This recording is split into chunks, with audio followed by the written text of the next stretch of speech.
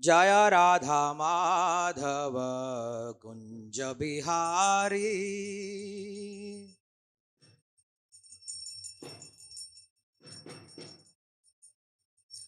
जय राधा माधव कुंज बिहारी।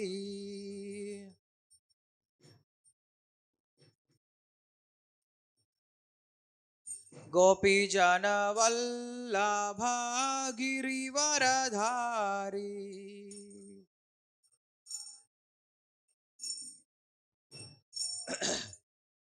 गोपी जन वल्लभ गिरिवरधारी।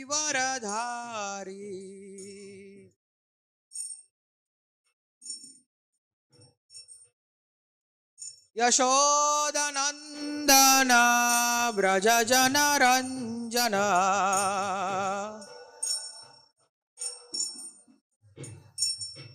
यशोदानंदन व्रज जन रंजन।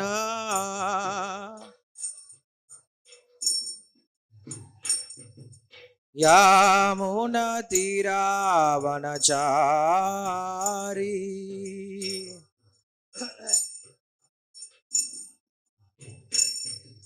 यमुना तीरावनचारी।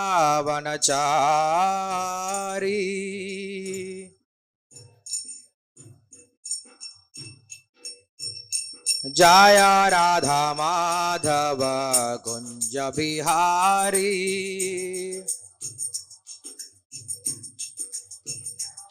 गोपी जन वल्लभ गिरिवरधारी।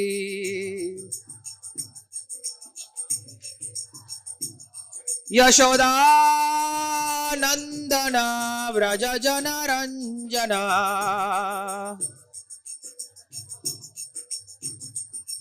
यशोदानंदन व्रज जन रंजन।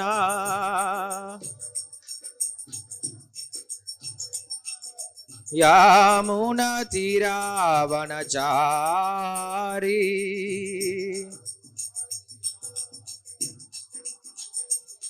यमुना तीरावनचारी।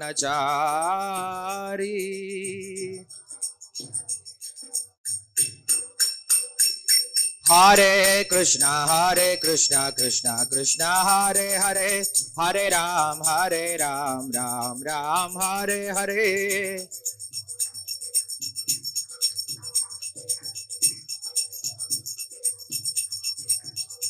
हरे कृष्णा कृष्णा कृष्णा हरे हरे, हरे राम राम राम हरे हरे।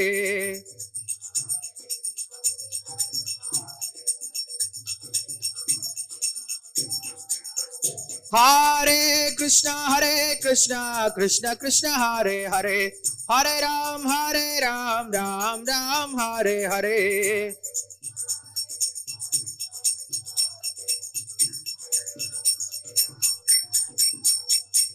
हरे कृष्णा कृष्णा कृष्णा हरे हरे, हरे राम राम राम हरे हरे।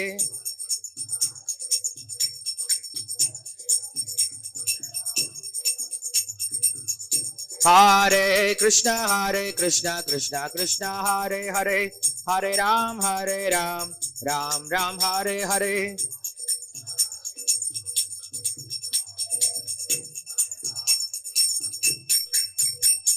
जय राधा माधव कुंज बिहारी। गोपी जन वल्लभ गिरिवरधारी। यशोदानंदन व्रज जन रंजन। यशोदानंदन व्रज जन रंजन। यमुना तीरावनचारी।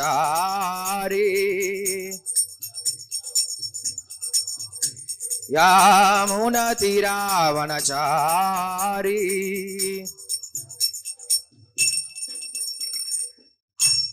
ग्रंथराज श्रीमद् भागवतम की जय, श्रील प्रभुपाद की जय। सर्वशास्त्राब्धि पीयूषा सर्ववेदैकसत्फला सर्वसिद्धान्तरण्णाढ्य सर्वलोकैकदृक्पदा सर्वभागवत प्राणा श्रीमद्भागवत प्रभो कलिध्वंतोदिदादित्य श्रीकृष्ण परिवर्तिता परमानंद पाठाय प्रेमवर्षक्षरायते सर्वदा सर्वसेव्याय श्रीकृष्णाय नमोस्तुते मदेकबन्धो मत्सङ्गिन् मद्गुरो मन्महादन मद्निस्तारक मद्भाग्य मदानंद नमोस्तुते असाधु साधु दादायिन्नति नीचोतचाकर आनमुञ्चकदा शृण्मां प्रेम्णा हृत्कण्ठयो स्फुराः ॐ नमो भगवते वासुदेवाय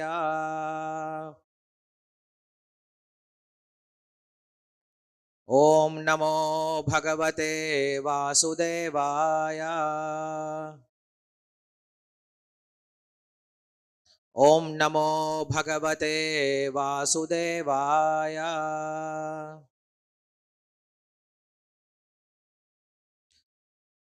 Hare Krishna.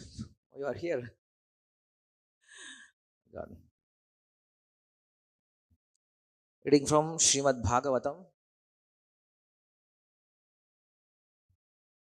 Canto 5, Chapter 6, text number 16. It is not in the format of shloka, so I will just chant myself and then we'll go for translation and purport. इतिहस्म सकल वेद लोक देव ब्राह्मण्य गवाम परम गुरोर भगवत ऋषभाक्यास्य विशुद्ध चरितम ईर्तम पुंसान समस्त दुश्चरिताभिहरणम परम महामंगलान मंगलायनम इदम अनुश्रद्धयोपय शृणोति आश्रवयति वा वहितो भगवती तस्मिन् Vasudev एकान्ततो भक्तिर अन्योरपि समानुवर्तते. Translation commentary by His Divine Grace A.C. Bhakti Vedanta Swami Srila Prabhupada, founder Acharya of Iskcon. Translation. Shukadeva Goswami continued, Lord Rishabhadeva is the master of all Vedic knowledge, human beings, demigods, cows and brahmanas. I have already explained his pure transcendental activities which will vanquish the sinful activities of all living entities. This narration of Lord Rishabhadeva's pastime is the reservoir of all auspicious things. Whoever attentively hears or speaks of them, following in the footsteps of the Acharyas, will certainly attain unalloyed devotional service at the lotus feet of Lord Vasudeva, the Supreme Personality of Godhead. Purport. The teachings of Lord Rishabhadeva are for the people of all yugas, Satya Yuga, Treta Yuga, Dwapara Yuga, and especially Kali Yuga. These instructions are so powerful that even in this age of Kali, one can attain perfection simply by explaining the instructions. Following in the footsteps of the Acharyas, or listening to the instructions with great attention. If one does so, one can attain the platform of pure devotional service to Lord Vasudeva. The pastimes of the Supreme Personality of Godhead and his devotees are recorded in Srimad Bhagavatam, so that those who recite these pastimes and listen to them will become purified. Nityam Bhagavata Sevaya. As a matter of principle, devotees should read, speak, and hear Srimad Bhagavatam persistently, 24 hours daily if possible. This is the recommendation of Sri Chaitanya Mahaprabhu. Kirtaniya Sada Harihi. One should either chant the Hare Krishna Mahamantra or read Srimad Bhagavatam and thereby try to understand the characteristics and instructions of the Supreme Lord who appeared as Lord Rishabhadeva, Lord Kapila, and Lord Krishna. In this way, one can become fully aware of the transcendental nature of the Supreme Personality of Godhead. As stated in Bhagavad Gita, one who knows the transcendental nature of the Lord's birth and activities attains liberation from material bondage and returns to Godhead. नमो ओम विष्णुपादाय कृष्ण प्रेष्ठाय भूतले श्रीमते भक्ति वेदांत स्वामी इति नामिने नमस्ते सारस्वते देवे गौरवाणी प्रचारिणे निर्विशेष शून्यवादी पाश्चात्य देशतारिणे जय श्री कृष्ण चैतन्य प्रभु नित्यानंद श्री अद्वैत गदाधर श्रीवासादि गौरभक्त वृंद हरे कृष्ण कृष्ण कृष्ण हरे हरे हरे राम राम राम हरे हरे योऽन्तः प्रविश्य मां प्रसुप्तां सञ्जीवयत् अखिलशक्तिधरस्वदाम्ना अन्यां तहस्तचरणश्रवणत्वगादीन् प्राणान् नमो भगवते पुरुषाय तुभ्यं पान्पस्मान् पुरुहूतवैरिबलवन् मातङ्गमाद्यद्घट कुम्भोच्चात्रिविपाटनादिकपटुप्रत्येकवज्रायिताः श्रीमत्कण्ठीरवास्य प्रतसुनकर धारिदारातिदूरप्रध्वस्तत्वान्तशान्तप्रवतितमनसा भाविता भूरिभागैः. Hare Krishna. Hare Krishna, Prabhu. I thought you went outside, otherwise you could have given lecture. Sorry, I'm here as a matter of service. Hare Krishna. Hare Krishna to all the devotees. So I feel very much honored to speak again in this Divya Sthala. We can say these are all our Divya Desham. Because Sri Vaishnavas, they have their Divya Desham. Why it is called Divya Desham? Because alvars, they came and they did Mangala Sasana for those devotees. So for us, these are Divya Desham because here Srila Prabhupada has personally has come here, established the temple and pray to Sri Sri Radha Madan Mohan. You please stay here and bless the devotees. So this is our Divya Desham. And not many Divya Deshams are in India, especially in South India. For Gaudiya Vaishnavas, but this is one of the most rare thing. Okay, so today we'll just continue with the Srimad Bhagavatam discussion that we had day before yesterday. So as a son of Nabhi and Meru Devi, Rishabhadeva appeared. And what is the purpose of Rishabhadeva's appearance? There are three main purposes of why Rishabhadeva appeared in this material world. To teach people that even you can live very simply without any material facilities. Still you can maintain your body very healthy. So if you see Rishabhadeva, he was not leading a regular life, but still his physique was very fit and his mind was very sound and he was very focused on his goal. So to attain self-realization, you don't have to have much material facilities. So for self-realization, you can have a very simple life, and simple life is actually very favorable for attaining self-realization. That is the first lesson that we should learn from Lord Rishabhadeva. And second thing is his tyaga, his sacrifice. When the time came, immediately he has renounced everything. So just to set an example for others, Lord Rishabhadeva doesn't have to leave. He is Supreme Lord. He doesn't have to go to forest, undergo all these penances. But still he followed all this thing. Why? So that others will follow. Loka sangramevapi sampashyan kartumarhasi. In the last class itself, we have discussed this. Just to set an example for others, Rishabhadeva has taken up this path of tyaga. And this tyaga is very much appreciated. Wherever you see in the Shastra, this quality of tyaga is very much appreciated. Lord Ramachandra, if you read Ramayana, it is full of his tyaga. And Sita Devi's tyaga, Yudhishthira Maharaj's tyaga, Parikshit Maharaj's tyaga. If you see in Bhagavatam, we don't get to read of Parikshit Maharaj's life much. He was born, he was ruling, he was very righteous, and he punished Kali, and suddenly his tyaga was glorified. So that's why this quality of sacrifice is very much appreciated in the Shastras. And then I'm just giving you a summary and then we'll go in detail one by one. And then the third important reason is to show to people that devotional service is more powerful than all this kind of renunciation and gaining mystic yoga. Why? Because next shloka means in the 18th shloka, that Shukadeva Goswami is speaking one beautiful verse. Rajan patir gulam alam bhavatam yadunam daivam priya kulapati kwa kinkarova astvenam anga bhagavan bhajatam mukundo muktim datati karahitsmana bhakti yogam. The shloka he says, Shukadeva Goswami continued, my dear king, the supreme person, Mukunda, is certainly the maintainer of all the members of Pandava and Yadu dynasties. He is your spiritual master, worshipable deity, friend, and director of all your activities. To say nothing of this, he sometimes serves your family as a messenger or servant. This means he worked just as ordinary servants do. Those engaged in getting the Lord's favor attain liberation from the Lord very easily. But he does not very easily give the opportunity to render direct service unto him. So in this shloka, basically he glorifies the Pandava dynasty. Why suddenly he glorifies? Then Acharyas, they give a very secret meaning. See, after hearing the activities of Rishabhadeva, Parikshit Maharaj was a little bit saddened. He was thinking, what I have done. You see, Rishabhadeva, he was showing such a kind of renunciation, and I don't have this quality of renunciation. I was living all this day in a royal palace. So how I'm going to get this Lord's mercy? It's not for me. I'm not going to get liberation, whether I'm a properly situated or not. Uh, So he was very much worried after hearing the description of Rishabhadeva.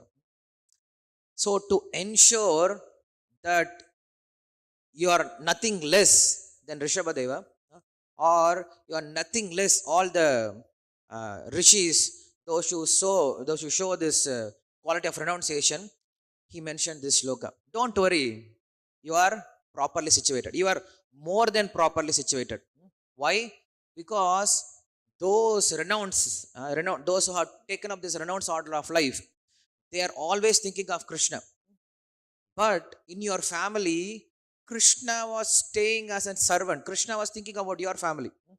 So, what to speak of your fortune situation? So, don't think that you are not up to this mark of renunciation. And this we see every day in our life also.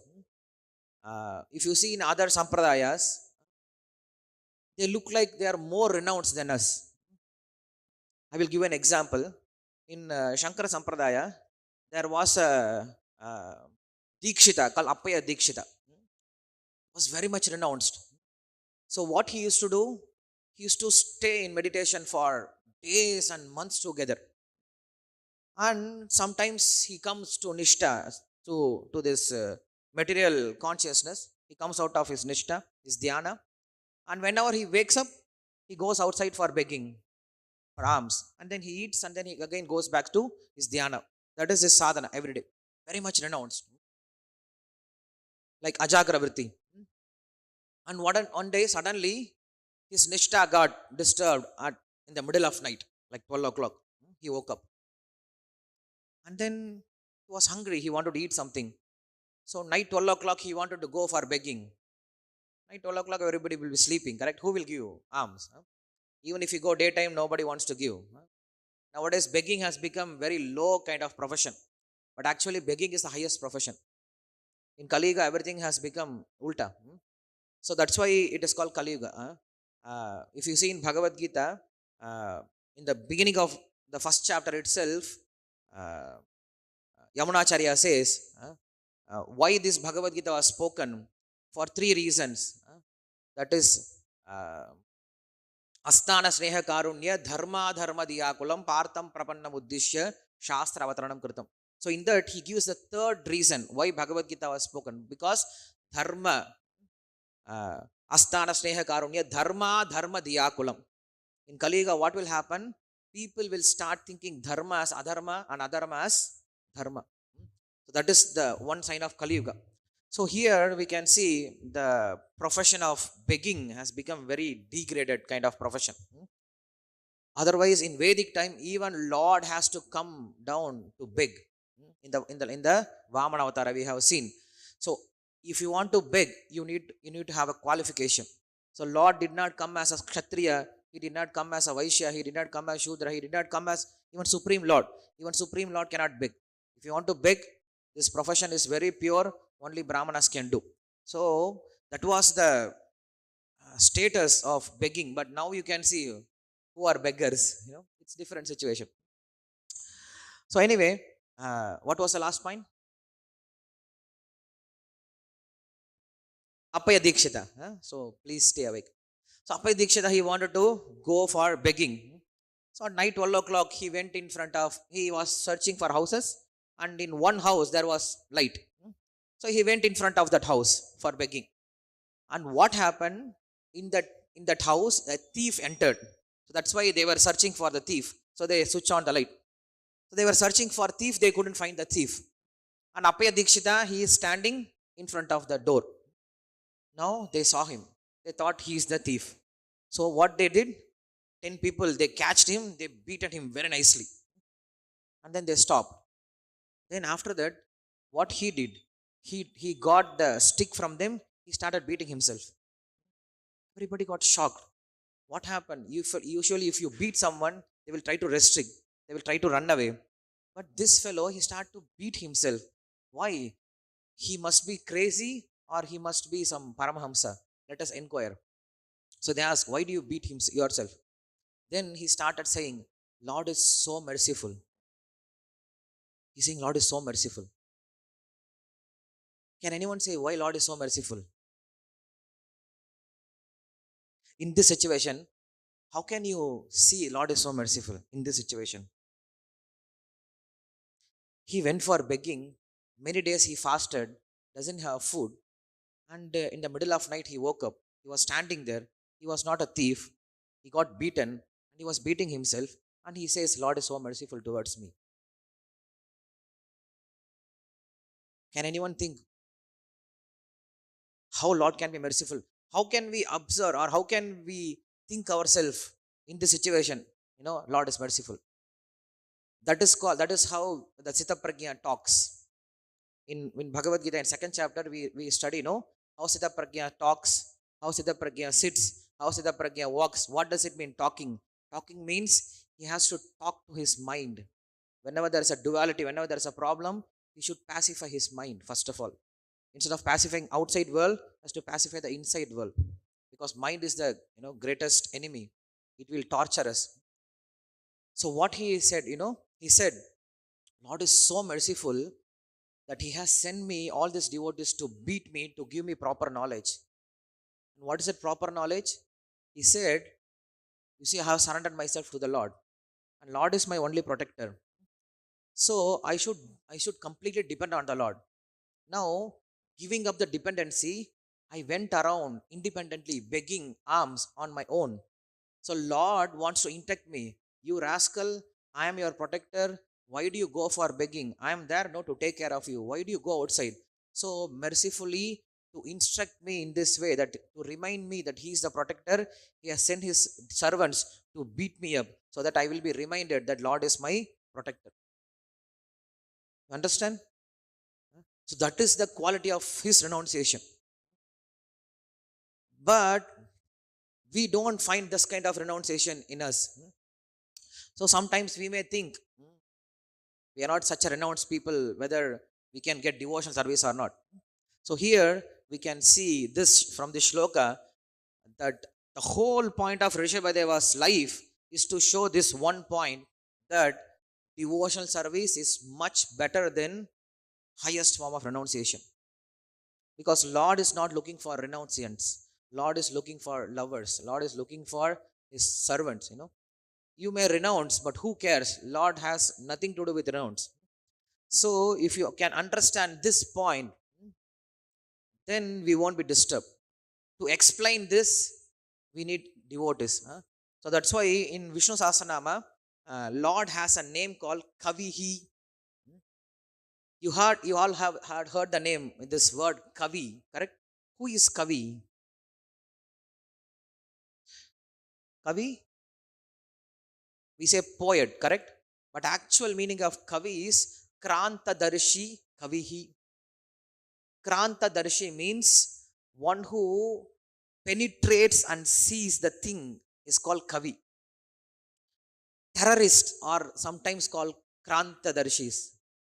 Kranta, you have heard this word, Kranta, Kranti, Atikramana, we say all these words. So terrorists, they are called Krantis. Why? Because they see differently than us. Correct? Revolutionist, we say, revolutionist. So why they are called Kavis? Because they don't have a normal vision like us. We see differently the society, and they see society different way. That's why they do revolution. That's why they go for attacking different people. That's why they enter inside the borders. They're called kavis. And Lord is called kavihi. Why Lord is called kavi? Because he sees in a different way. He doesn't see us in an ordinary way. And what is that? When a devotee comes, Lord starts seeing the devotee. He sees three things in a devotee. He sees his eyes, he sees his heart, he sees his hips.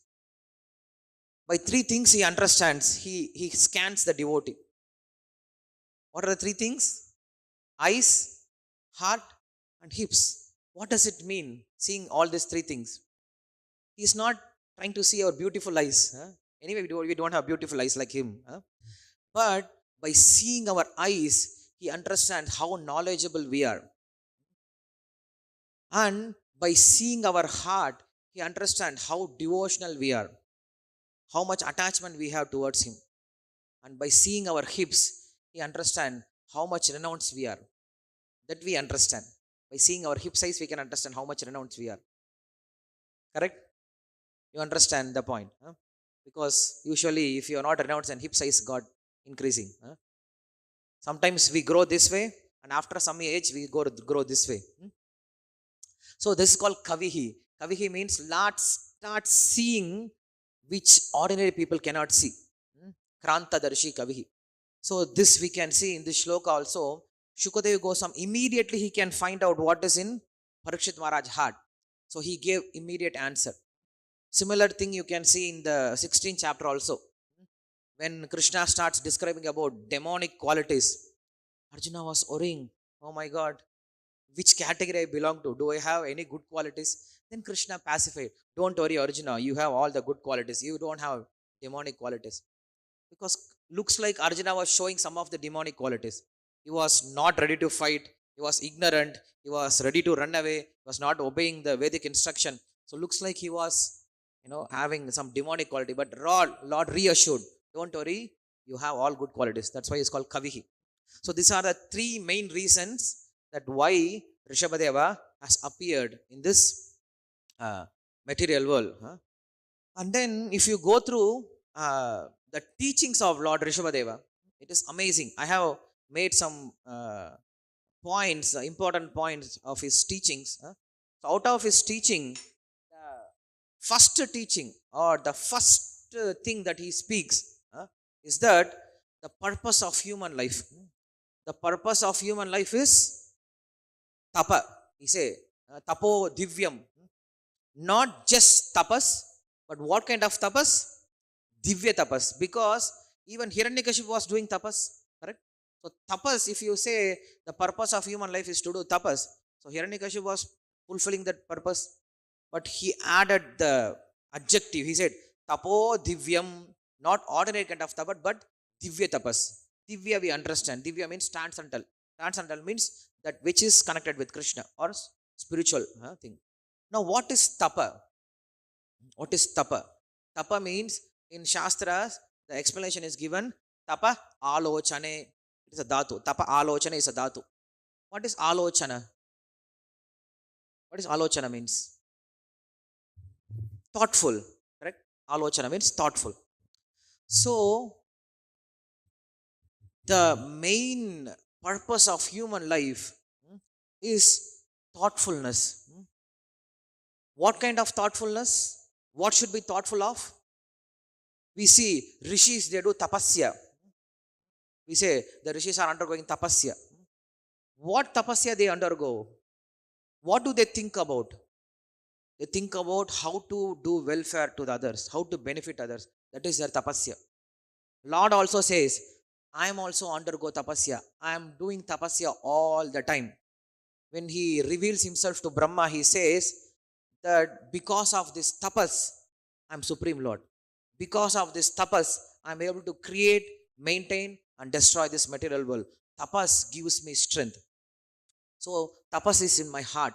So anyone who undergoes tapasya, I love them very much. I have affection for them. So tapa means not just undergoing some kind of difficulties, Tapa, actual, the meaning of tapa is to benefit others. So that is what Srila Prabhupada was also doing. And that is what all the Vaishnavas they do. And that is what Krishna is also doing. He says, tapa. If you see the three Mahapurushas or three Mahapurusha avatars, Purusha avatars. Who are the three Purusha avatars? Karanodaka, Garbhodaka, and Kshirodaka. So what they do usually, they're lying down on the Anantasesha and they look like sleeping, correct?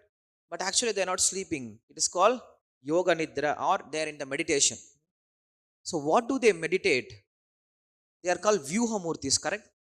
They're called Purusha avatars, or they also called as Vyuhamurtis. What is Vyuha means? The word Vyuha. Planning, correct? Where we have heard this word Vyuha? In Mahabharata, correct? We have different kinds of Vyuhas. Chakra Vyuha, Hamsa Vyuha, different Vyuhas are there. So Vyuhas means strategy, planning, strategy we say. So why do you do Vyuha? Why do you do Vyuha? To conquer something, correct? To defeat something, we do Vyuha. We do planning. Simply, we don't do planning. Okay, Prabhuji, let's everyone sit and plan. From morning till evening, we do planning. And evening, we again rub the planning. And again, tomorrow, we do again different plan. There are some people who just live their life by planning only. Every day, they come up with different plan. Today, these are the plans. And next day, they come up with different plan. Every day, they have different plans. But they don't execute. So, there is no use. So, Lord is also planning. He has Vyuhamurti. We say Vyuhamurti. So, what Lord is planning? As a Vyuhamurti, what He is planning? To create and maintain and attract and bring them to Godhead. That is His plan. So, that is called tapasya. Tapa means we should also be thoughtful, or we should be planning how to conquer this material world. How to conquer this material world in the sense, not for enjoying, not for exploiting, but to get out of this material world. So that is real planning. Real planning means not to enjoy this, but to get out of this world and help others to get out also. That is real tapasya. Otherwise, devotees, they chastise, or even Prahalad Maharaj, he criticizes those yogis who go to Himalayas and do tapasya on their own. They are useless people. And Lord also doesn't appreciate that kind of tapasyas. He appreciates those tapasyas, those tapasvis who undergo severe austerities or severe endeavors to benefit others, to bring them to Krishna consciousness, to give them spiritual knowledge, and to make them liberated. That kind of tapasya is very much needed. So this is the understanding of real tapasya, that what Rishabhadeva is speaking. And then he speaks about Brahma Saukyam, correct? In the last class we have seen this word Brahma Saukyam. Anyone remembers Brahma Saukyam? Hare Krishna. Anyone remembers? No? Okay. There are different kinds of Saukyam, correct? You understand the word Saukyam, correct? What is Saukyam means? Baunnara. Kushala Prashna we say, Baunnara. Saukyam. Saukyam means, are you good? So he is speaking about Brahma Saukyam, correct? That means there are different gradations of Saukyam. There is a dog Saukyam. For a dog, what is Saukyam? If he can get its daily bread and not get got beaten by someone, that is his Saukyam. And for a lion, if wife brings good food, then lion, it is his Saukyam. For a bird, if it finds its own nest and gets proper food, that is bird Saukyam. And then in this way, the Saukyam increases slowly. And what is Saukyam for students, school students? If they can finish their exam, now everybody is in different Saukyam, student Saukyam. Exams are finished, annual exams are finished, now they are in Saukyam. And what is college Saukyam? Without arrears, if they can come out, that is college Saukyam. Or if they can get proper match, that is their Saukyam. And then after that, in youthful life, to get a job, that is their Saukyam. Many of devotees, whenever I speak, They look happy, but when you ask more, Prabhuji, I'm searching for a job, what to do? I'm searching for a job, what to do? Why you want to search? Already there are so many things to do. In Krishna service, there are unlimited things to do. Why you want to search for a job? Why you want to search for new owner when you have supreme owner?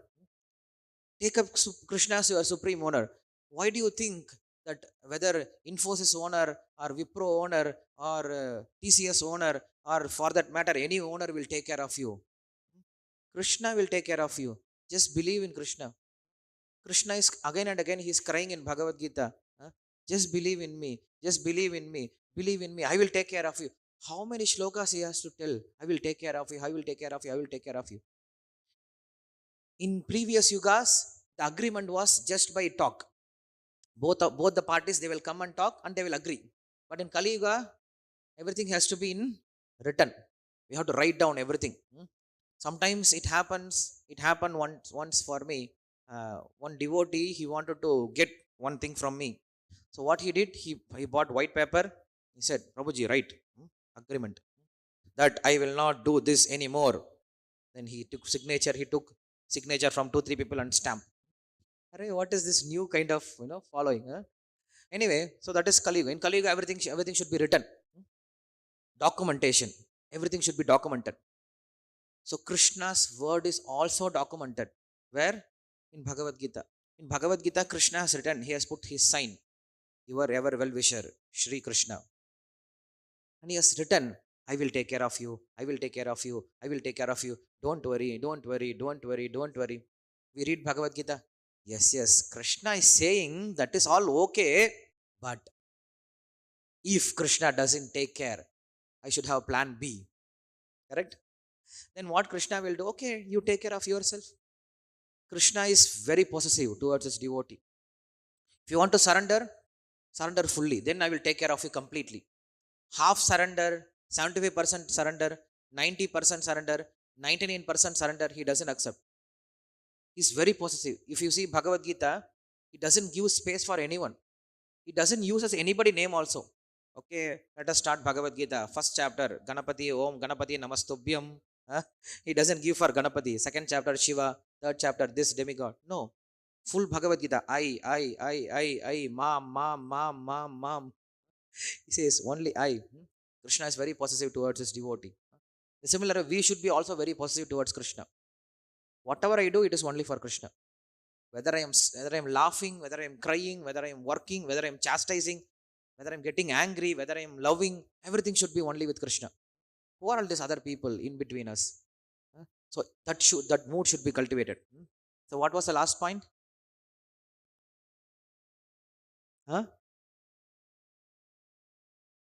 Saukyam, very good. Thank you. Sometimes I forget, so I am just testing you. I will say like that only, but that's good. You are remember. The Saukyam. Then comes the stage of human Saukyam. Human's happiness. Now Upanishad starts measuring how humans are happy. How much human needs happiness. It gives an analogy. Whole world, in the whole world, you make a person to stand empty. Whole world is empty and only one person is there. Ajay is there. Only one person is there. And then in that whole world, you fill the whole world with gold till your knees. What do you call this? Knee, no? Knee or what? This is knee only. Till this knee, you fill the whole world with gold. And you say, Ajay, take this. All this gold are for you. You know what he will say? Why till only knee? Why it is not till it is hip? I want till hip. He won't be satisfied. That is the happiness of the human beings in this material world. You cannot satisfy their happiness. That is called human Saukyam. People they usually ask, Saukyama. They say, how are you? I am fine. How are you? I am fine. Nobody is fine. Both are cheating. Just talk for 2 minutes, then they will start telling all the story. Oh, what is this problem, that problem, everywhere problem. Brahma Saukyam, that is human Saukyam. Then above that, ghost Saukyam. Above that, Kinnara, Gandharva, Kimpurusha. Then above that, demigods. Above that, Indra. Above that, Tapasvis. Above that, Pitris. Above that, we have Brahma. Brahma, not Brahma. We have Brahma. Then above that, we have Shiva. And above Shiva we have Krishna, correct? So Krishna is called Brahma, Param Brahma. That is called Brahma Saukyam. Brahma Saukyam means spiritual happiness, we can say.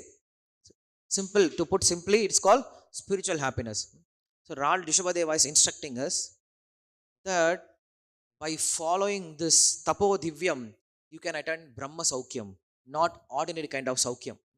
So that is what Shastras are teaching us. It is trying to teach us not to restrain, not to restrain from blissful life, not to make ourselves like a stone. It is teaching us you become blissful, you become actual bliss, you gain actual bliss. That is what Shastra is teaching us. So who is most youngest person here? Okay, yourself. What's your name? Sandesh. Sweet. Okay, Sandesh. Very sweet name. Sandesh. What happens? He's playing in the street, and then he finds some kind of some small eatable. So Sandesh starts. He picks up and wants to eat. Father comes and catch. Hey, hop, Sandesh. ఏం చేస్తున్నావురా పిచ్చోడా తినకూడదు అరే if father just shouts don't eat, throw away, what Sandesh will do? From this hand he will take this hand and put it inside. Correct? That is what this material world, whatever you say don't do, they will do it. So what we should do to people? We should say don't come to temple, don't chant Hare Krishna, don't read Bhagavad Gita. Then they will say, who are you to stop me? I will do this. Maybe you can try this different way also. When someone comes to temple, sir, don't come next time, okay? This temple, you should not come. Don't chant Hare Krishna mantra, this is not for you. Don't read Bhagavati లోపల పెట్టండి, ఆయనతో ఈకూడదు, భగవతి లోపల పెట్టండి, ఏ వద్దు, it's not for you, you should not read Bhagavad Gita. Then they will come up, who are you to tell me? I will read, let us see what will happen. Correct? So that is, and that can also, we can try sometimes. It happens to the students. So what he will do? He will not listen. Now what is the best way to teach him to give up this? Or what is the best argument that we can give? ఏం చెప్తారు father, ఏం చెప్తారు? Sandesh gets him ice cream. Yeah, that is one thing. ఏం చెప్తారంటే, ఎందుకురా ఇలాంటి పిచ్చిది తింటావు, ఇంట్లో నీకు మంచి ఫీస్ట్ ఉందిరా కదా, go and eat that, you have very nice eatables at home, why do you want to eat this nasty things? Correct? So that is how his fathers will care. So that is what shastra is teaching us. Why do you want to enjoy like pigs and hogs? You are not meant to enjoy like cats and dogs in this material world. That is the first teaching, Nayam deha deho bhajan nriloke kashtan karman adhadi vidbhujangre. He says vidbhujangre is a one word, the opposite word is brahma saukyam. You choose what you want to choose, whether you want to be a vidbhujangri or you want to be a brahma saukya. It is just given in front of, now you choose. That is his first instruction. You should have Brahma Saukyam. And how it will happen? All the spiritual advancement will happen only if you serve the devotees. Just by serving devotees, you can gain the spiritual knowledge. That is his instruction. And then be detached from opposite sex. That is his third instruction. But we say differently. Shastras usually say, don't think about women, don't think about women. But we say differently, always think of women. If you want to get liberated, if you want to get purified, always think of women. Which women we should think of? We should think of Srimati Radharani. We should think of Sita Devi. Correct? Today is Sita Devi's appearance day. So what we will do, instead of going inside the teachings, there are so many things to give, so many teachings he has given. So instead of going inside the teachings, we will hear something from Sita Devi, because we have very less time, maybe 15 minutes we have. So I will just go through, we will go through Ramayana and see the glories of Lord Mother Sita. Okay, I will start with a very important question here.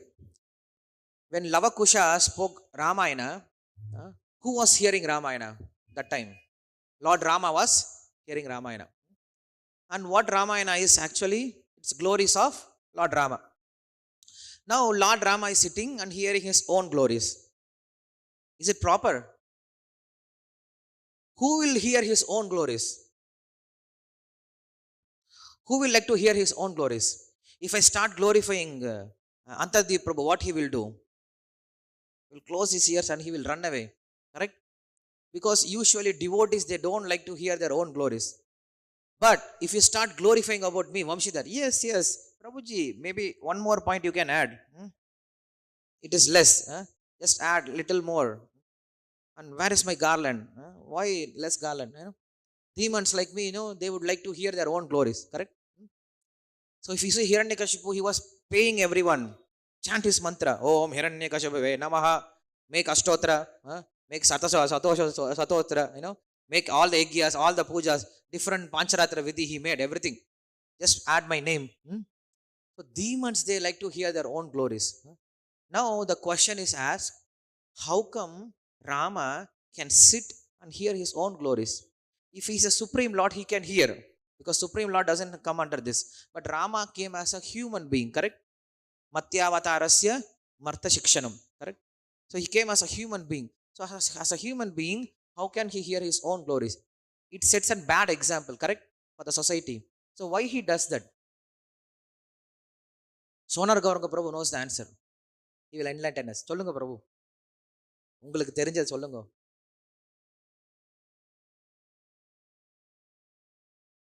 Mic வேணுமா?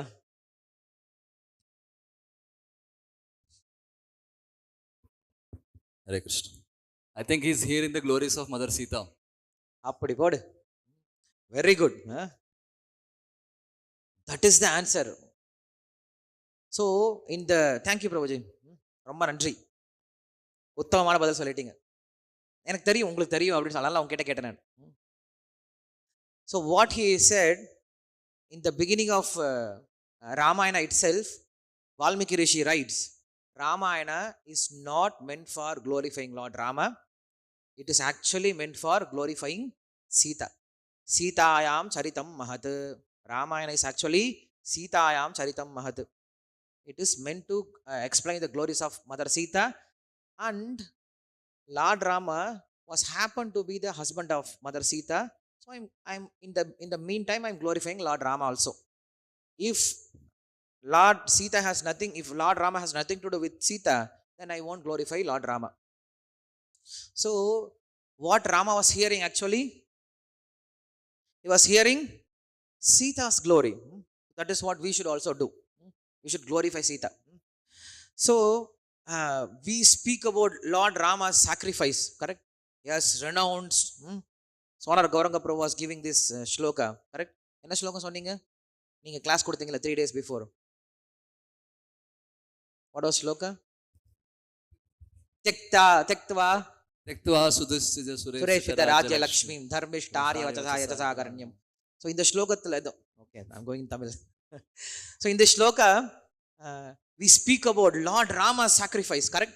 Lord Rama sacrifice, Lord Rama sacrifice. But see Sita's sacrifice, correct? Lord Rama sacrifice because it was his father's order. To fulfill his father's order, he followed. He sacrificed. But why Sita has to sacrifice? Correct? But Sita sacrificed out of devotion. That is the most glorious kind of sacrifice. So that we can see from the beginning of the Sita's life. Sita born with a bow, correct? Bow, right? Shivadanush with a bow. And then Lord Rama has to come and break the bow. Why? Because Sita was so beautiful that as soon as she came to the age of 5, many princes started coming and asking for her to marry at the age of 5. So to restrain everyone, to stop everyone, then Janaka Maharaj, he kept a competition. You see, this bow, whomever touches or whomever, what do you say, string the bow, they can marry my daughter. Just to keep away this disturbance. Otherwise, every day marriage proposal is coming. Can I marry? Can I marry? Can I marry? So many princes have tried. Nobody could touch. 1 year passed.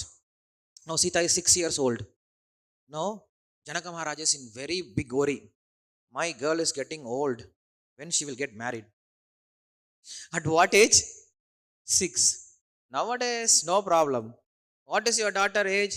35. Married? No, no. Why to marry so early? She has to settle in her life. Then directly you can marry at 60, at the age of 60. So you can have the 60th marriage. So he was worried. Who will get married? Who will get married? And then who came? Ram and Lakshmana, they came. Who brought? Vishwamitra. Why Vishwamitra brought? That's a huge story.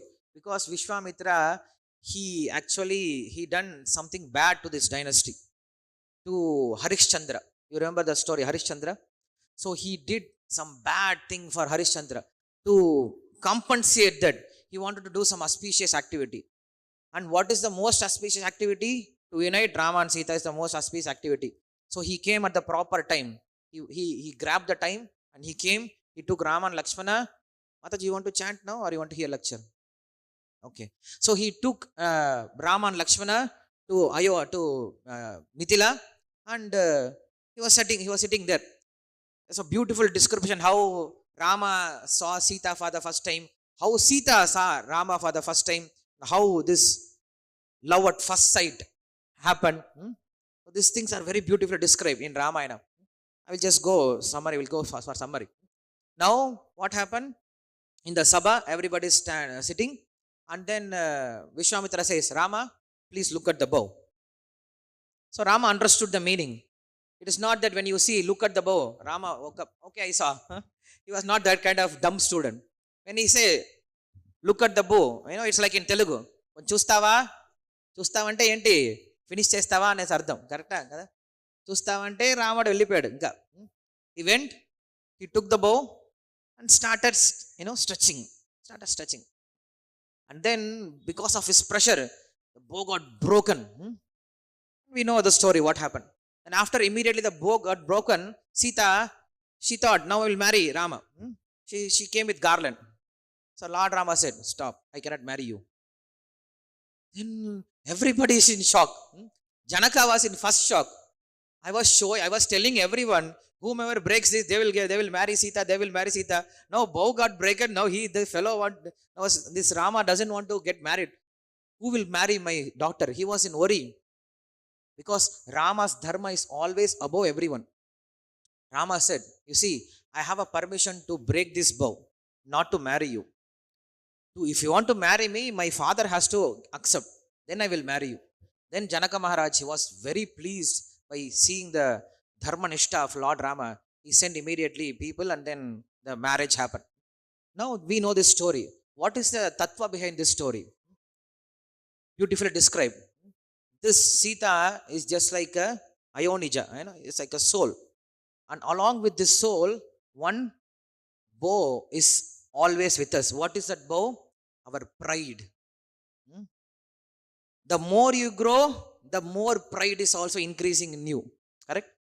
When we are small, our pride is very less. Small baby, you go and chastise that baby. Hey, kukka pilla nuvu. Kutti padastan, champi padastan. If you tell this, the child will laugh. Even if you praise, even if you chastise, child will laugh. But once the child starts growing, it is already 3 years. You tell the child, hey, kottestan. Child will say, nenu kottutan inni. Correct? And the child grows a little more. It is already 12 years. Then you say, I will beat you, before telling that he will beat you and he will run away. Correct? And nowadays, when you are grown more, there is no way of talking. We don't talk with our parents also. Correct? Take your mobile and see, or anybody's mobile. We are brahmacharis, we stay in, not we, you are all brahmacharis staying in ashram. So you don't talk, but see outside people. Take their mobile and see call list. If you ask AI, make a call list of duration, how much I have talked with my parents and how much I talk with my beloved. It's different. So what happens when we grow, our pride is also growing more and more and more. So what is a tattva here? Who can marry the soul, or who can take the soul surrender? We cannot surrender to everyone or anyone. We should surrender this soul to that person who can break our pride. And who can break our pride? Only Lord can break our pride. So we should surrender ourselves only to that Lord who can break our pride. That is the actual meaning. Or it has another meaning also. When you have a bow, you should have an arrow also. So in arrow, what you do, you target on something and you pierce it, you attain the destination. The similar way, we all have this bow called our mind. So with this mind, we should target that Param Brahman. That's what Upanishad says. So using your mind and thought as your arrow, pierce that Supreme Brahman and attain that Supreme Brahman. So that is the whole meaning of the Sita and bow, arrow, breaking, all this understanding. So this is one thing that we should understand. And then we come to Ayodhya Kanda. Ayodhya Kanda, then Rama was destined to go to forest. Rama is ready. In that place, everyone is crying. Dasharatha is crying. Two mothers are crying. Lakshmana is crying. And then the ministers are crying. Rishis are crying. All the Ayodhya Vasis are crying. But only one person is very happy. Who is it? Sita. Sita was so happy. Hey, mana వెళ్తున్నామా, నేను కూడా వచ్చేస్తున్నాను, అన్ని సర్దుకుంటా already. Sita was so happy. We are going for fast. Okay, I am ready already. I have packed everything. When everybody is crying, Sita was with so much smile. I am ready. Let us go. Let us go, Rama. Let us go. Rama is looking. Are, we are not going for excursion. It is not garden. Don't think forest is just like a garden where there are nice flowers, nice grass, everywhere, and these cuckoos are everywhere. No, it is very dense forest. You cannot come. You should not come. He was trying to stop Sita, but Sita became very angry at least only one time in her whole lifetime. She got angry only one time on Lord Rama, and she started rebuking. She started saying, "Don't become like Dashamo Graha. Don't become the 10th Graha. Jamato Dasamo Graha." It is said. Actually, a person is suffering by 9 Grahas, correct? We have our chart, and only 9 Grahas are there. So we all suffer from these 9 Grahas. But there is a 10th Graha, which is called Jamata. Jamata means son-in-law, Mapla. And in Telugu, what do you say? Alludu. Alludu ante pedda problem. Dasamo Graha. అల్లుడు ఊరికి ఉండడు. ఇంటికి వస్తే I ఇది ఎక్కడ, I అది ఎక్కడ, ఇది ఎక్కడ, అది ఎక్కడ, ఇది చెయ్యి, అది చెయ్యి. But it is different situation now. Now alludus are very soft nowadays. I'm telling you from my example. Anyway, my family is not watching, so I can tell. But alludu, it is said that don't take that bad name from my father, Dasamo Graha. My father should not tell you as Dasamo Graha. Take me with you. So in this way, she was persistent to serve her husband. She was not saying, you have to go to forest. Why I should come with you? I will go 14 years, stay in my parents' house. When you come, send me a letter, and then I will come back. She didn't say. She came all the way with her. And then Kausalya, at the last, she gives instruction to Sita how you should behave with your husband. But Sita said, already I understood from your behavior. How? When these problems were happening, Dasharatha, everybody is chastising Dasharatha. What kind of king you are? What kind of father you are? What kind of leader you are? What kind of this? Everybody is chastising. You are a useless fellow. Everybody is chastising Dasharatha. And what Dasharatha was doing, sometimes he comes to consciousness, and sometimes he goes to unconscious. Consciousness, unconscious. So all this time, Kausalya, she was with Dasharatha, not even opened her mouth. She was taking care of her husband very peacefully and very obediently. She has all the rights to chastise her husband, correct? Why you are doing this to my son? You should not do this. Everybody is chastising. Everybody is asking question. Why you are sending Rama to the forest? But Kausalya did not ask a question. She was serving humbly. So Sita said, Amma, I understood how we should serve our husband. When everybody is rebuking, but you are very humbly serving your husband, this is how I will also serve my husband, Rama. So that's how she also served Lord Rama. And then Anusuya, when Ram and Sita and Anusuya, when they met, there was huge instruction how a wife should behave. In that, she gives a very interesting story. In that, uh, the Dwaraka Patnis are there, no Krishna Patnis. One day they go to uh, Draupadi and they ask this question: Draupadi, we are not all 16,108 wives. We are not able to control one husband. Correct? We all tried 16,108. We all tried to control one husband. Not able to do. But you are one person. You are able to control five husband. What is the secret? How to control husband? Tell us the secret. They're asking to Draupadi. And what Draupadi said? Just give up this thought of controlling husband. Then you will control your husband. Huh? Because you cannot, when you have this thinking of controlling someone, you cannot control. So how to control? By serving your husband, you can control. So if you serve your husband properly, then your husband will be already in your control. How to control our wife? Not by chastising. If you have sense control, your wife will be already in your control. If you don't have sense control, then wife knows where to tackle you. I know this fellow, where to tackle him. Huh? I will, they will play you. They will play with you like a dog. You should not do that. Staying on the tree and he's staying on the tree and he's watching what is happening. Ravana comes, and then as soon as he used to come, with full josh. Today I will see this Sita. Today I will enjoy her beauty. Because it is said in Ramayana, he has not seen Sita's face. Only thing he has seen is Sita's lotus feet. Even when he was, how do you say? Kidnapping. Even when he was kidnapping Sita, he was not looking at Sita's lotus feet. He couldn't go beyond that. Sita's lotus feet was such a beautiful divine darshan. He could not go beyond that. So today he thought, today I will see Sita definitely, and I will express my desire. So he comes with full josh. But as soon as he enters inside Ashokavana, he becomes like a squirrel. Huh? He bows down his head. He lowers his head, and then he starts speaking. Hey Sita, how many days you are going to stay here like this? Don't think Rama will come. Huh? Rama is dead already. Even if Rama comes, I will kill him. I have so much wealth. Please use all my wealth. I will make you as a Pattamahishi. I will make you as a main queen. Please enjoy with me. He's speaking so many things. Sita is thinking, she was not angry. She was thinking how a small child will go to the street and learn some bad words and come and tell the bad words to mother. It happens sometimes, right? Child, they will go in the street and they will learn some bad words. And when they come inside home, they will use the same bad word with mother. And what mother will think?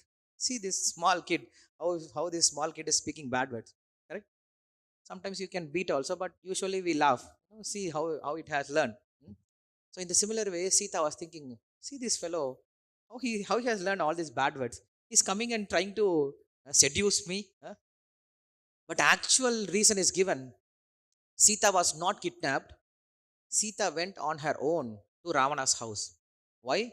Because Rama has already taken a vow that I will kill all the Rakshasas.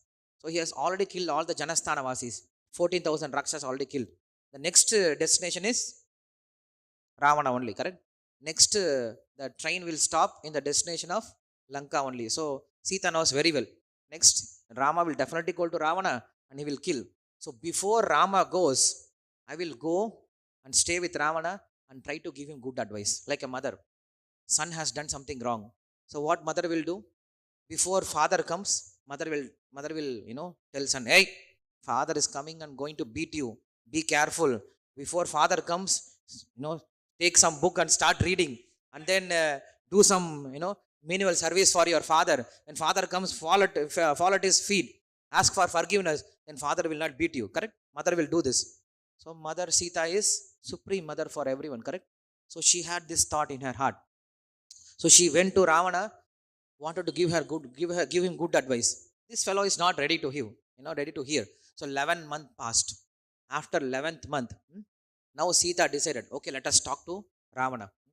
So before talking, Ravana spoke many things. So before talking to Ravana, she plucked a blade of grass and she put it in front of Ravana and started talking. Trinamantarta kritva, It is said, Trinamantarata Kritva. And Acharyas, they give huge meaning for this one blade. Why? What is the meaning of this one blade of grass? She says, whatever you have offered me, all this big wealth, all this thing is not equal to this blade of grass. Useless fellow, you are trying to seduce me.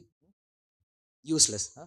And then the another meaning is, see, this blade of grass, huh? It's enough for Lord Rama to kill you, because it happened in Kakasura's life. When Kakasura was disturbing, Lord Rama just took one blade of grass and threw Brahmastra. So she's telling, you are speaking about Lord Rama. Lord Rama doesn't have to come to Lanka. He can take blade of grass from where he is, and he can throw a Brahmastra on you. You will be destroyed. Just be careful. This blade of grass can kill you. And then the another meaning is, it's like a screen. Sometimes when unknown Purusha comes, the women cannot talk directly. So the screen should be there. Even nowadays in Rajasthan, in some other places, we can see women, they don't talk. They cover their face with some cloth, or they put screen. So in this way, she thought, let this grass act like a screen and let me talk. Like this, so many meanings are given. Then she says, Mitra bhavena sampraptam natyadeyam kadanchana dosho yatyapi. She gave many instructions, and last instruction she said, hey Ravana, make friendship with Lord Rama. She didn't say, go and surrender, because if he says surrender, he will think, hey, I am Ravaneshwara, who am I to surrender? Pride, ego, he will not do. So she said, go and make friendship with Rama. He is very merciful, he will accept you. Please make friendship. But this fellow was not hearing. He said, if you don't accept my proposal, I will give you 2 months. If you don't accept, I will kill you. And he left.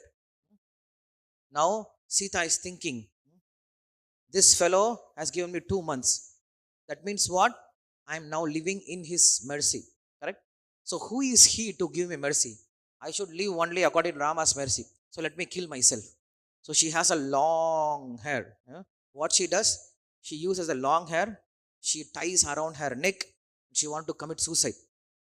She says this word, all my life I was following dharma. I was very faithful to my husband. But now dharma is not saving me. So what to do? Let me die. But dharma is already sitting on the top of the tree in the form of Hanuman. So that is how dharma works. Dharma is not pratyaksha. It will not come in front of you, but it will give you answer. When Sita was abducted, Lord Rama said the same words. I am following dharma, but why demigods are playing with me? Now demigods are in charge. They should answer my question. Where is Sita? He called upon 2 gods. He called Suryadeva. Hey Suryadeva, you are Sakshi for everything. Tell me, where is Sita? And then he called Vayudeva. Hey Vayudeva, you are Sakshi for everything. Tell me, where is Sita? And both spoke. Where they spoke? In the form of Vibhishana and in the form of Hanuman. Correct? Vibhishana is a form of Suryadeva and Hanuman is a form of Vayudeva. So both demigod, they gave answer. Not directly, but through devotees. So dharma will work. Dharmo rakshati rakshataha. So in this way, when she spoke, dharma is already waiting for him. Just think what happens if Hanuman comes next day. He can only see hanging Sita. So Rama has sent in a proper time, and Hanuman arrived at a proper time. He's waiting there. And he knows now Sita is going to hang herself. So what can save Sita now? Only Ramanama will save. So he started chanting Ramanama and he came down. And as soon as Sita heard Ramanama, she became very happy. And then we know the story, how it goes. He gives the Anguluya and then he explains all the internal pastimes. And then Hanuman says, Sita, Amma, why do you have to wait here? And why Rama has to wait there? Just get on my back, my shoulder.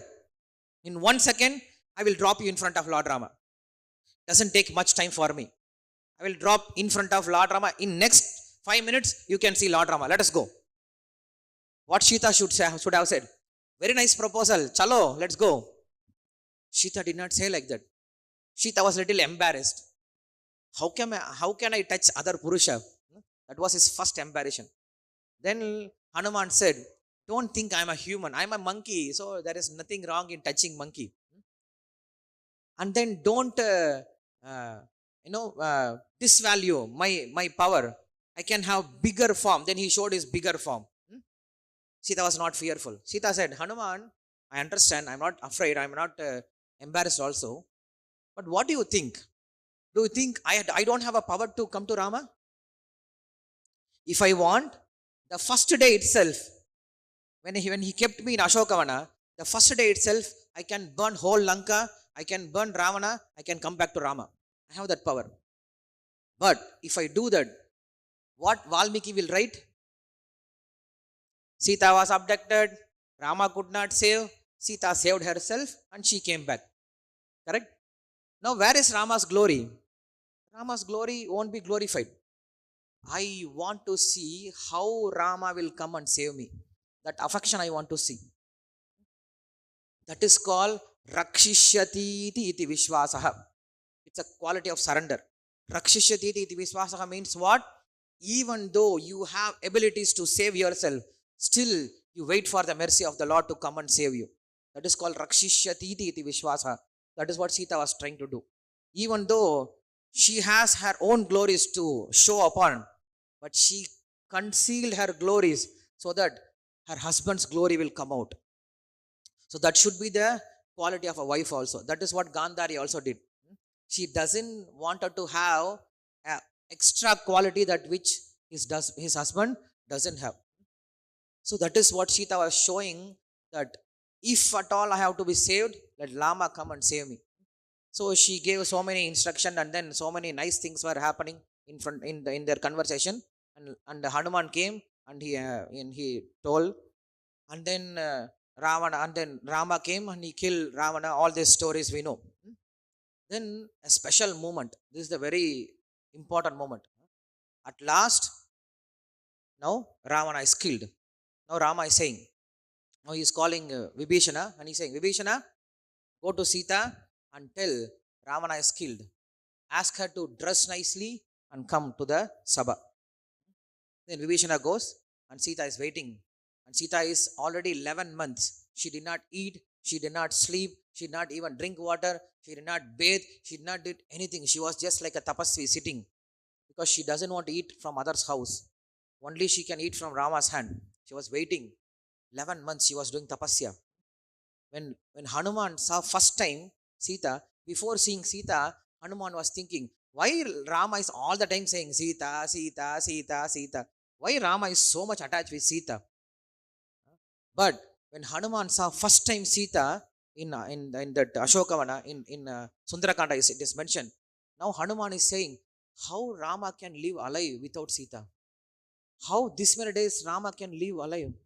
He must have committed suicide, because when I see Sita, this much quality, how a person can have, and how can you leave this person and still stay alive? That was the Hanuman's view of Sita. So Vibhishana said, go and bring Sita. So Vibhishana came and he said, Rama is calling, please come. Sita said, I will come, like this. Then she said, no, you should take bath and come. Then she says, no, Rama has to see how I was this waiting for him for 11 months. He has to see my Vesha Dharana.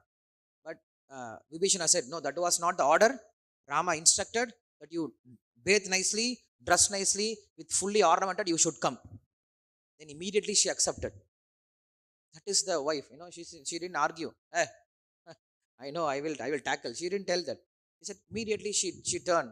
She dressed herself nicely. Now she started walking. And all the Vanara Sainya, who were fighting for this one woman, they didn't know who is Sita. They didn't know her name also. They had never seen her photo also. So for that woman, all the Vanara Sainyas were fighting day and night for that woman. Now everybody is thinking, I want to see that. That woman whom we were fighting for. So Lama understood their heart. So he asked Sita to come. Otherwise, Sita has so much lajja, shy. She doesn't want to come in front of all these men. But Rama purposefully said, bring her. So Sita, after 11 months, just imagine, after 11 months, she is walking towards Rama. In her heart, different kinds of feelings are there. First feeling, I'm going to meet my beloved. That affection, love was there. Second feeling, how I'm going to see in front of everyone, lajja, that shyness was there. Third feeling, that she was She wanted to cry. Why it was so late for you? Why I have to wait 11 months for you? So that crying was there. No, that sadness was there. And then fourth, now what Rama will speak to me? First word, how he will call me? That thrilling, that suspiciousness. That what do you call? Not suspiciousness. What is it? Suspense. Yeah, suspense. Suspense was there. So all these different moods were running in her heart. So she walked so gracefully in between the Vanara Sainya. All the Vanara Sainyas are looking. Huh? There are so many comedy things are there. I don't want to mention to disturb the mood. So Sita comes nearby and she looks at Lord Rama after 11 months, hoping Lord Rama will look at her also. But Rama was looking somewhere else. Was not at all looking Sita. Her heart already broken. Then even he broke the Sita's heart more. He said, now this Janaka's daughter, Sita, is set free. She is free from Ravana's hand. Now she can go anywhere she wants. If she wants, she can stay here. Vibhishana will take care of her like a mother. Or she can go to Sugriva's place. Sugriva will glorify. He will praise her like God. Or if she wants, she can come back to Ayodhya. Lakshmana, Bharata, Shatrugna, they will take care of her for all her life like a mother. Or if she wants, she can go back to Janaka's home. She can stay with father. Now she is free. Wherever she wants, she can go. What will be the Sita's mood? We cannot imagine, because we don't have that much love, that much affection. Sita was broken in her heart.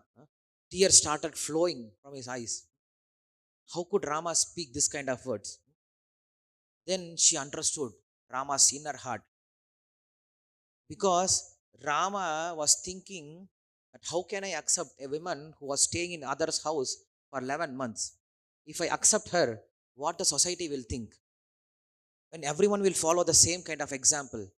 As a king, I should not set this example. So Rama understood. Rama was thinking like this. Sita understood Rama's heart. So Sita, she said, I don't want to be a disgrace and sit as a queen near Rama. I want to prove my chastity and then accept Rama's shelter. And then she turned back. She said, Hanuman, put Sita, arrange for Agni Pariksha. Then if mother says he has to listen. Then he assembled. Fire started growing. Everybody is watching. When everybody is watching, Sita, she entered fire. As soon as Sita entered fire, all the demigods started crying. Whole world started crying. All the animals started crying. All the Vanaras started crying. Lakshmana started crying. Hanuman started crying. Vibhishana, Sugriva, Jambavan, Rama himself at one point he started crying. Whole world stopped. And Sita did not come out for some time. And after some time, Sita came out from that fire. And everybody became jubilant. Everybody life came back. Everybody life fire came back. When Sita came out, her dress did not become black. Her flower did not get dry. There was not a single drop of sweat. Even the corner of his cloth also did not get burned. She came fresh, like a fresh flower came out of fire. When she came out, Rama took her nearby her, and then both of them, they went together. This is one story. And there is last story also. In Uttarakanda, we understand how Rama abandoned Sita. Everyone asks this question. How come Rama can abandon Sita? Is it proper or not? Who are you to ask this question? Who are you? To discuss about Rama? There are thousands and thousands of qualities are there to discuss about Rama. Why do you discuss about this quality? And there are answers to discuss. There are so many answers to discuss about this. I don't want to extend this class. Already is 9:30. And in the last part of Uttarakhand also, we get the chance to see the beautiful quality of Sita, how much understanding she has on Lord Rama. But that is not important. Sita understands Lord Rama, that is not important. Rama also understands Sita, her heart. If I do this, my wife will never take me wrong. That is Rama's understanding. So both had that much understanding. So we should also follow in this footstep of complete dedication to our Prabhu, to our Lord. So we should all think of Lord, Mother Sita, Papa Namba, Shubha Namba, Madarha Namba, Plavangama, Karyam Karuna Matrena, Naparajati. She says to Trijada, our only duty is to bless. Papa Namba, don't think about the person. Papanam, whether he can be a sinful person. Shubhanamba, or where he can be a very auspicious person. Vadarha Namba Plavangama. Even if he comes to try to kill you, doesn't matter. Karyam Karuna Matrena. What you should do? You should always give mercy to that person. Whomever comes in front of you, you should show mercy. That is the quality of Sita, Mother Sita. So merciful. If Sita is not there, then Rama is not there. That's why he's called Shriman. Srimadatva. The Srimadatva, the opulent for Lord Rama is Sita. The opulent for Lord Narayana is Lakshmi. The opulent for Krishna is Srimati Radharani, correct? If there is no Radharani, no Krishna for us. If there is no Lakshmi, no Narayana for us. If there is no Sita, no Rama for us, correct? That's why that's why even in the Vedas, when Purushukta want to establish who is that supreme Purusha, he did not speak about Narayana. In the end of Purushukta, we have this word, Krishchate Lakshmi Chapatnyo. The last sentence, if you go through Purushukta, the Purushukta is the Sukta where the Purusha is established. What does Purusha means? Supreme person. Purusha means 5 things. Purushottama, we say Purushottama, correct? Purushottama means these 5 fingers you should remember. We all have these 5 fingers, correct? This is called Purushottama, this 5 fingers. What is this? Small finger is called Apurusha. Purusha, Utpurusha, Uttara Purusha, Purushottama. These 5 fingers. What are they? Apurusha. Apurusha means material, Jada, Jada Prakriti. Apurusha means without consciousness or Jada Prakriti, Apurusha. And Purusha. Who is Purusha? Pura iti proktaha Purusha. The entangled, living and conditioned soul. They are called Purusha. And Utpurusha. Utpurusha means best among the conditioned souls. Who are the best among the conditioned souls? Liberated souls. They'll call Utpurusha. And Uttara Purusha. Best among the liberated souls. Who are the best among the liberated souls? Demigods? No, pure devotees are liberated. But who are the best among the liberated souls? The Nitya Muktas. Those who never touch this material world. They are the pure among the liberated soul. They'll call Uttara Purusha. And he's called Purushottama. Means he is better than Apurusha. He is better than Purusha. He is better than Utpurusha. He is better than Uttara Purusha. He is called Purushottama. So Purushottama has to be given definition. What kind of Purushottama? He is better than what? He is better than these material things. He is better than the conditioned soul. He is better than the liberated soul. He is better than the best among the liberated soul. That's why he is called Purushottama. That is called Purusha, the Purushabda. So the Purushukta actually establishes who is that supreme person. So if you start from the beginning, Sahasrasirusha Purushaha Sahasraksha Sahasrapad, it speaks different things. You are searching, where is that Purusha? Where is that Supreme Lord? Where is mentioned? Where is mentioned? And you come at the end. It said, Rishchate Lakshmi Chapatnyo. It says, the husband of Lakshmi. It didn't say directly Narayana.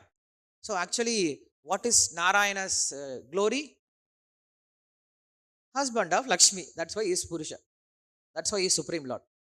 So that is the glory of Sita. That is the glory of Lakshmi. That is the glory of Srimati Radharani. Shri Sita Devi ki jai. Grantara Srimad Bhagavatam ki jai. Srila Prabhupada ki jai.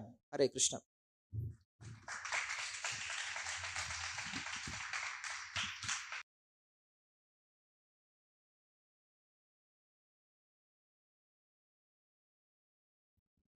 Which question?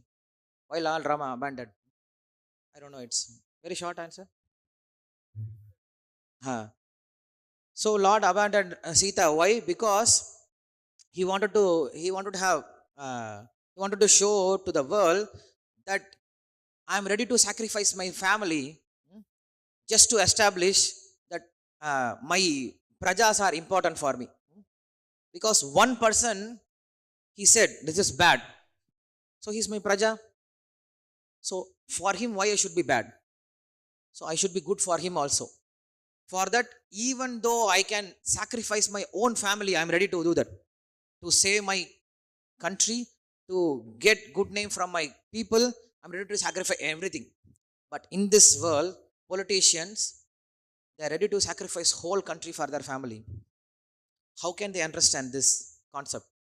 Those days, they're ready to sacrifice their own family for country. But now, they're ready to sacrifice own country for their family, for one family. So it is difficult for them to understand. Sita understood, Rama understood, and you cannot separate Sita. Sita, she understand. It's a drama, and ultimately it is meant for giving us some instruction. We should understand the instruction.